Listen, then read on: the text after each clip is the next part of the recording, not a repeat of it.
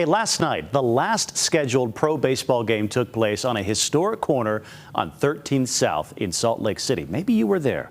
Of course, our Craig Wirth was thinking of some of the first times fans heard the cry of play ball at that very spot. Here's a nostalgic look now at the original diamond where Smith's Ballpark now stands. This has been Salt Lake City's baseball corner for 80 years. This is the third Palace of Baseball to stand here. We go back to the days of the first. Yes, before there was this park, and even before there was Dirks Field, and the Trappers, let's go, and the Galls, there was this, Community Park. In the 1930s, the original Salt Lake Bees played here, and shortly after that, Artis started selling popcorn for 5 cents and Cokes for a dime, all at Community Park.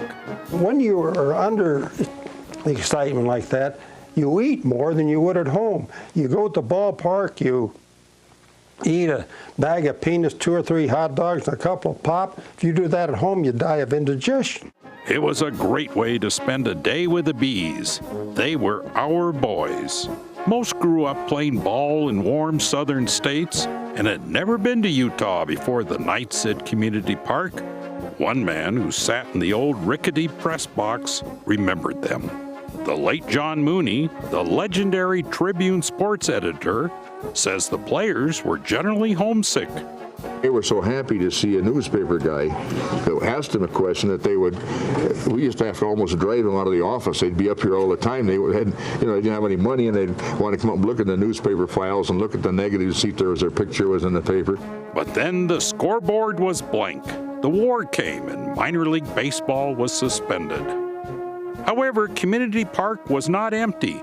The military started playing games to support the war effort. And thus we would have maybe the greatest baseball night in Utah history. Soldier Joe DiMaggio and his Santa Ana Air Base would play the Salt Lake Air Base. The great Yankee Clipper, now Sergeant DiMaggio, would be here in person. Oh, there was a parade through town. The papers couldn't get enough of this. The Tribune showed his eyes, his grip, and his stance. This could not have been bigger. You couldn't have squeezed another fan into the place. We had one of the largest crowds ever in Community Ballpark. We had to seat them out around the fence. There were over 8,000. And oh no, the Salt Lake Air Base pitcher got scared and kept walking, one of the game's greatest sluggers that everyone had come to see. First time up at bat, DiMaggio comes up, there's 2 men on base, and they walked him. I thought we were going to have a riot. Anyway, he did get a couple of hits. It was another night at Community Park, a place where people ate peanuts and watched ball games. There were cracks between the wood planks that people sat in, and people in eating peanuts at the time would drop shells down between the cracks in the boards, and if a person at that time would drop a match or a cigarette, the peanut shells would start smoldering, and we had water handling in a bucket, and they would warm up and dump the bucket on the plank. And one night the bucket was not enough, and Community Park burned to the ground. So the city built a second park, Dirks, but that is another memory for another time. Baseball. It's a game you watch in the present, but you certainly think about the past. Craig Wirth, ABC 4 News.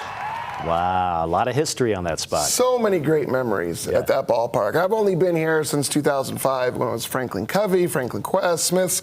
It's just a place that you take your family, you take dates, you take your wife, your husband, and just have a blast.